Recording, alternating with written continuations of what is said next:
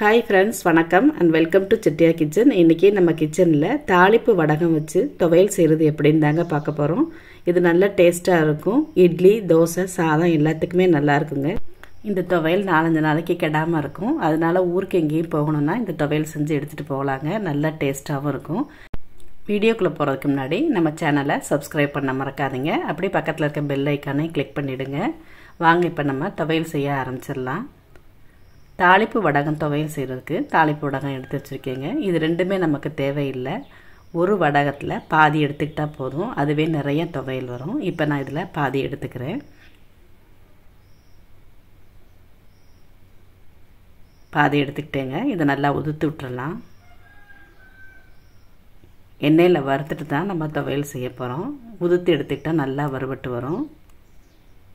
இந்தளவு வடகத்துக்கு துவையல் நிறையா வரும். இதை நம்ம வறுத்து எடுத்துக்கிட்டுலாம். இதுக்கு இன்க்ரீடியன்ஸும் ரொம்ப தேவையில்லைங்க. கடாயில் 1.5 டேபிள் ஸ்பூன் அளவு சமையல் எண்ணெய் சேர்த்துக்கிறேங்க. எண்ணெய் நல்லா சூடாகட்டும்.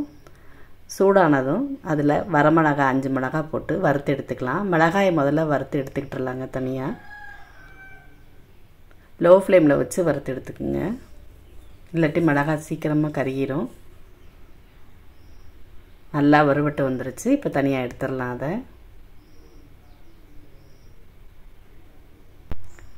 அதே எண்ணெயில் சின்ன வெங்காயம் 6 வெங்காயம் சேர்த்துக்கிறேன். சேர்த்து நல்லா வதக்கி விட்டுறலாம். கொஞ்சமாக புளி, இந்த அளவு புளி இருந்தால் போதும். ஸ்டவ்வை மீடியம் ஃப்ளேமில் வச்சுட்டு வதக்கி விட்டுறலாங்க. வெங்காயமும் புளியும் நல்லா எண்ணெயில் வதங்கணும். அப்போ தான் துவையல் கெடாமல் இருக்கும்.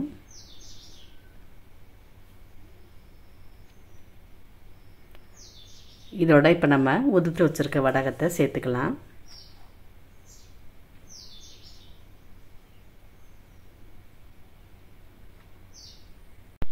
வடகத்தை சேர்த்துட்டு நல்லா வதக்கி விட்டுறலாங்க. எண்ணெயில் வடகம் நல்லா பொரிஞ்சு வரணும். நம்ம வறுக்கும் போதே நல்லா வாசம் வர ஆரம்பிச்சிருங்க. டேஸ்ட்டாக இருக்கும் துவையல். 2 நிமிஷமாவது எண்ணெயில் நல்லா வறுத்து விட்டுருங்க. அப்போ தான் துவையல் நல்லாவும் இருக்கும், கெடாமையும் இருக்கும். நல்லா பொரிய ஆரம்பிச்சிருச்சு பாருங்கள். ஸ்டவ் மீடியம் ஃப்ளேம்லேயே இருக்கட்டுங்க. இப்போ இதோட துருவி வச்சுருக்க தேங்காய் 2 டேபிள் ஸ்பூன் சேர்த்துக்கலாம். தேங்காய் நல்லா கலர் சேஞ்ச் ஆகி வரணும். அது வரைக்கும் நல்லா வறுத்து விட்டுறலாம்.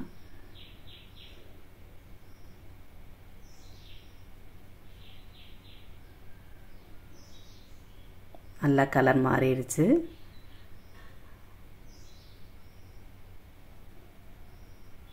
இப்போ ஸ்டவ் ஆஃப் பண்ணிடலாங்க. ஆஃப் பண்ணிவிட்டு ஆற வச்சிடலாம். தனியாக வறுத்து வச்சுருந்த மிளகாயும் அதோட சேர்த்து ஆற வச்சுருக்கேங்க. நல்லா ஆறிடுச்சு. இப்போ இதை மிக்ஸி ஜாரில் சேர்த்துக்கலாம்.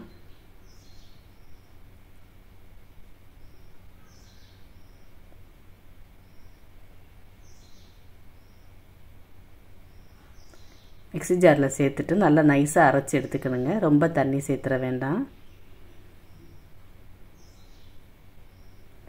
இப்போ இதுக்கு தேவையான உப்பு ஆட் பண்ணிக்கிறேன். கல்லுப்பு சேர்த்துருக்கேன். சேர்த்துட்டு அரைச்சி எடுத்துக்கிறேங்க. நல்லா அரைச்சி எடுத்துக்கிட்டேங்க. வழுவழுப்பாக அரைச்சி எடுத்துக்கணும். அப்போ தான் நல்லா டேஸ்ட்டாக இருக்கும். இந்த அளவு இருக்கட்டும். ரொம்ப தண்ணி சேர்த்துறாமல் அரைச்சி எடுத்துக்குங்க. நல்ல டேஸ்ட்டாக இருக்கும். இட்லி, தோசை, சாதம் எல்லாத்துக்குமே ரொம்ப நல்லாயிருக்கும். ஈஸியாக சட்டுன்னு செய்யக்கூடிய டேஸ்ட்டான துவையல் எல்லாருக்குமே ரொம்ப பிடிக்கும். நீங்களும் ட்ரை பண்ணி பாருங்கள். ட்ரை பண்ணி பார்த்துட்டு உங்கள் கமெண்ட்ஸ் மறக்காமல் பதிவு பண்ணுங்கள். இந்த வீடியோ உங்களுக்கு பிடிச்சிருந்தா லைக் பண்ணுங்கள். உங்கள் ஃப்ரெண்ட்ஸுக்கும் ஷேர் பண்ணுங்கள். தேங்க்யூ.